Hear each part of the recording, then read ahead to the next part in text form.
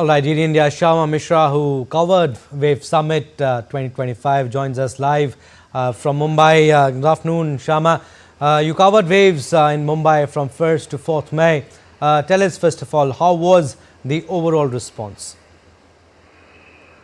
Well, Abhishek, we spoke yesterday also, and I remember saying that yesterday was with a heavy heart.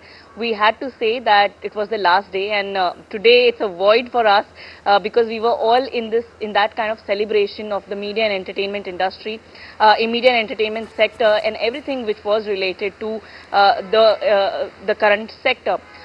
Yes, we did see a host of events happening at the Wave Summit, and also it was important from the point of view for Maharashtra government as well, because Maharashtra government alone has signed MOUs worth 8,000 crores, and we've also seen more than 3,000 B2B meetings which were held during the course of 4 days.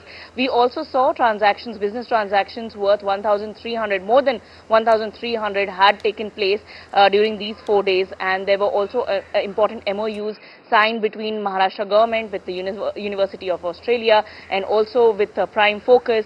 We also saw some B2B and MOUs signing between various other companies which were going to be helpful in future filmmaking as well as future technology. So overall, everything which was related to the innovation, technology and ever evolving innovation was present over here, was available over there.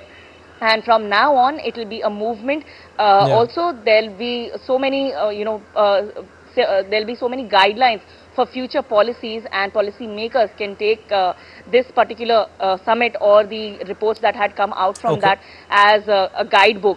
We also saw MOS, Dr. L. Murugan. He released 5 key reports, and the comprehensive analysis of the media and entertainment sector and how India has to be, on the global map. India has to be the leader of the globe. All these points were talked about in these 5 reports that were released on day 3. We did see the global media dialogue, which was an important highlight of the entire summit, and we are told that more than 77 countries participated in that. And on the day of the global media dialogue, it was so vast, it was so massive. It was more like, the entire world had culminated there. It was truly a melting pot over there, and we did see a lot of other events, including the master classes, the performances of various artists throughout these 4 days that took place. Last day was also exciting because you've also mentioned in the report that was aired just now that the EDM artists, the EDM winners also, they electrified the audience with their performance, and they captivated them with their performance, and that was the last, we could say, the closing of this particular summit.